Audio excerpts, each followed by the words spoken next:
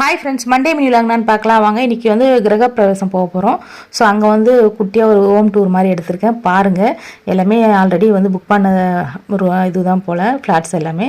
So அதனால் வந்து நம்ம சின்னதாக ஒரு ஹோம் டூர் மாதிரி பார்க்கலாம் எப்படி இருக்குதுன்னு சொல்லிட்டு என் பையனை ஸ்கூலில் ட்ராப் பண்ணிவிட்டு அப்படியே வந்து ஹவுஸ் வார்மிங் பண்ணுற ஃபங்க்ஷனுக்கு போயிட்டு அப்புறம் அது பார்த்திங்கன்னா பக்கத்தில் இருக்கிற அதே ஃப்ளாட் மாதிரி தான் பக்கத்தில் இருக்க வந்து அப்படியே இருக்குது. சரி அதை எடுக்கலாமேன்னு சொல்லிட்டு போனேன். ஃபஸ்ட்டு நுழைஞ்சதுமே ஹாலு அப்படியே ஸ்ட்ரெயிட்டாக வந்து பார்த்திங்கன்னா ஒரு பெட்ரூம் இருக்குது. இந்த சைடில் லெஃப்ட்டில் வந்து பார்த்திங்கன்னா ஒரு காமன் பாத்ரூம், அதுக்கு அடுத்தது வந்து பார்த்திங்கன்னா மாஸ்டர் பெட்ரூம், அப்புறம் அதுக்கு அட்டாச் பாத்ரூம், அதிலே ஒரு பால்கனி அது மாதிரி இருக்குது. அதுக்கப்புறம் வந்து பார்த்திங்கன்னா ஹால்லே வந்து பார்த்திங்கன்னா ஒரு பால்கனி இருக்குது.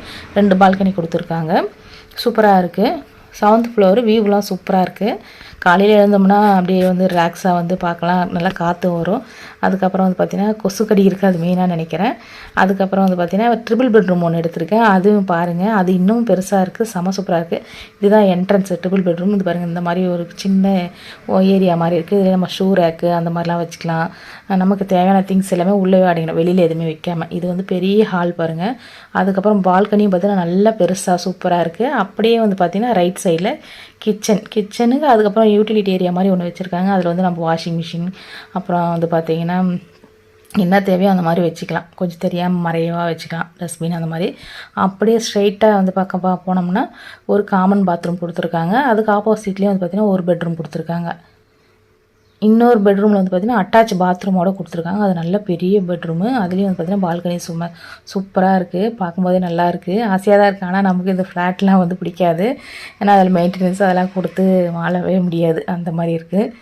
அதுக்கப்புறம் வந்து பார்த்திங்கன்னா அதுக்கு ஆப்போசிட்லேயே வந்து பார்த்திங்கன்னா இன்னொரு பெட்ரூம் இருக்குது பாருங்கள். அதுலேயும் நல்லா பெரிய பெட்ரூம் தான். அதுலேயும் அட்டாச் பாத்ரூமு இந்த சைடு கொடுத்துருக்காங்க. அட்டாச் பாத்ரூம், பெரிய விண்டோலாம் வச்சு நல்லா வெளிச்சம்லாம் சூப்பராக இருக்குது. வென்டிலேஷன்லாம் நல்லா கொடுத்து. ஆனால் ஒரே ஒரு கப்போர்டு கூட எதுவுமே கிடையாது.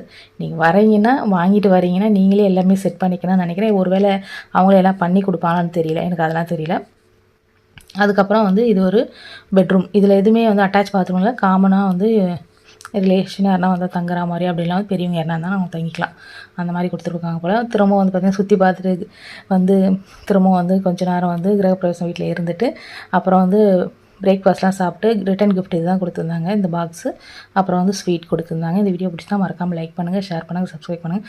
பாப்பா கொஞ்சம் நல்லாவே என்ஜாய் பண்ணாங்க. வந்ததுமே ட்ரெஸ்லாம் மாற்றியாச்சு.